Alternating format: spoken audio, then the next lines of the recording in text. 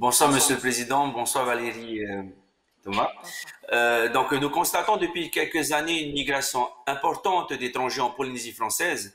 Donc, notre pays se développe à un rythme où les terres de nos Polynésiens sont vendues aux personnes extérieures.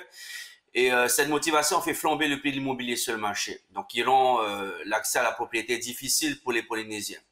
Donc, ma question, Monsieur le Président, serez-vous d'accord pour mettre en place un système de régulation du prix du marché de l'immobilier, d'une part, et d'autre, de mettre en place des critères d'éligibilité pour donner l'accès à la propriété aux étrangers?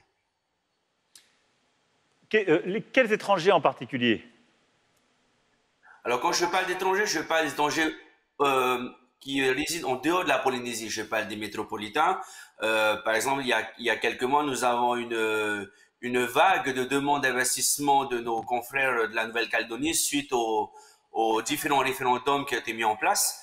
Donc, pour nous, pour le peuple polynésien, le Polynésien prend peur parce que du coup, il y a énormément de demandes d'investissement et l'accès à la propriété est assez difficile pour les ménages. Bon, sur ce sujet, d'abord, je pense qu'il faut distinguer plusieurs problématiques.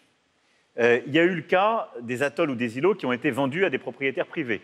Ça a été le choix souvent, ça a été la décision du pays, souvent dans une optique d'ailleurs de développement économique.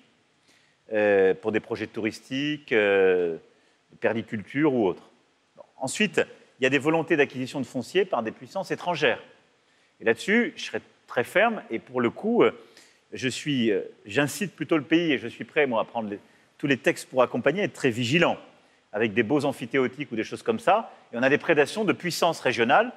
Bon, pour mettre les pieds dans le plat, la Chine a des stratégies d'emprise et d'achat de terres, de foncier, parfois de terres rares, qui sont problématiques, qu'il s'agisse de la Polynésie ou de la Nouvelle-Calédonie. Moi, je pense qu'il faut l'arrêter.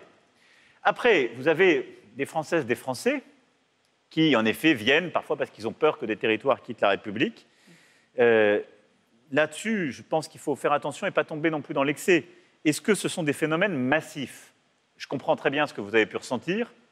Je serai quand même prudent. Je ne suis pas très à l'aise, pour le coup, avec la réserve de foncier sur simplement les stricts polynésiens. Pourquoi? Parce que ça crée des effets de rente et de spéculation. Je vous parle très franchement. Donc il faut être très vigilant, surveiller.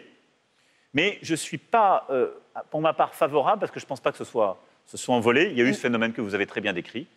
Mais moi, je suis réservé à donner cette spécificité, sinon ça crée plutôt des déséquilibres. Voir ce qu'en pense notre jeune chef de la spéculation. Il y a juste un point que je voulais quand même mentionner, parce qu'il est un peu en arrière-plan de tout ce qu'on se dit. Et ensuite, nous entendrons la réaction de Steve. Le sujet du foncier est quand même un sujet culturellement sensible, en particulier en Océanie, mais aussi en Guyane, parce qu'il renvoie aussi à un rapport coutumier, ancestral aux terres, et ça, il faut le préserver, et il faut le protéger. Et en particulier, il faut que nous tous, quand je dis nous tous, c'est-à-dire les autorités locales et nationales, on protège nos coutumiers de cela, parce qu'il y a parfois de la prédation étrangère qui vient en venant manipuler nos coutumiers. Votre réaction, Steve? D'accord.